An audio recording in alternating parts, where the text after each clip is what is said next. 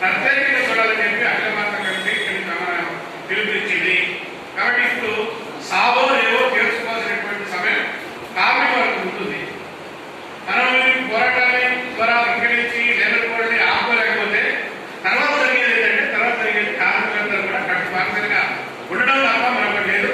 గతంలో కార్మికులకు వ్యతిరేకంగా జనతా పార్టీ సహాయంలో కొన్ని సంస్థలు వచ్చాయి.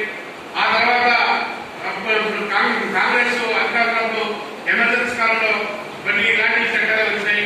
ఇప్పుడు ఈ వచ్చినాయి. గతంలో కూడా పోరాటం వాటిని ఆపినటువంటి చరిత్ర మన కార్మిక వర్గానికి ఉంది. ఇప్పుడు కూడా మనం దాన్ని ఆపేటటువంటి శక్తి కార్మిక వర్గం ఉంది కాబట్టి మనం ఈ సభ్యుని స్పెషల్గా చూడాలన్నప్పుడు 20 తారీఖున మర్చిపోవాలి. 20 తారీఖు రోజున సభ్యులు ఎవరు పాల్గొంటున్నారు, ఎక్కడ పాల్గొంటున్నారు, ర్యాలీ ఎక్కడ జరుగుతుంది, ప్రదర్శన ఎక్కడ జరుగుతుంది అనేది ఆ రోజు జరుగుతుంది. మన మైండ్లో వచ్చి 20 తారీఖు మర్చిపోవాలి. 20 తారీఖు మర్చిపోయి ఈరోజు ఎప్పుడో మార్చి 25 తారీఖు మార్చి 25 తారీఖు నుంచి మార్చి 7 మే 19 తారీఖు వరకు మనం ఏమి చేయాలనేటువంటి దాంట్లో చూసుకుంటే తప్ప ఆ సమయం జరుగుతుంది. ఇప్పుడే లెక్క వేసుకుని అన్వేషించుకోవాల్సిన అవసరం లేదు. ఈ సందర్భంగా మన సీఎం ఏంటంటే చాలా యూనియన్లు ఆ యూనియన్ ఏకనాయకుడి మీద లేదంటే ఇద్దరు ముగ్గురు మాట్లాడుకుని యూనియన్ అంటున్నారు. ఇది సీఐకి పద్ధతి కాదు, డెవలప్మెంట్ పద్ధతి కాదు.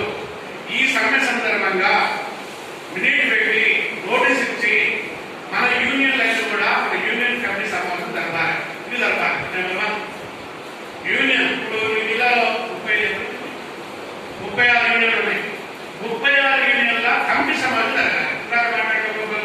ఉపయోగించి మా యూనియన్లో ఇన్ని యూనియన్లు ఉన్నాయి, ఇన్ని యూనియన్లో కమిటీ సమావేశం కానీ లేకపోతే గేట్ మీటింగ్ కానీ జనరల్ కానీ ఏదో ఒకటి కానీ జరుగుతామని చెప్పి రిపోర్ట్ చేశారు. అట్లా అన్ని యూనియన్లు సిఐటి అన్ని యూనియన్లు అది లోకల్ యూనియన్ కావచ్చు, లేకపోతే రాష్ట్ర వ్యాప్తంగా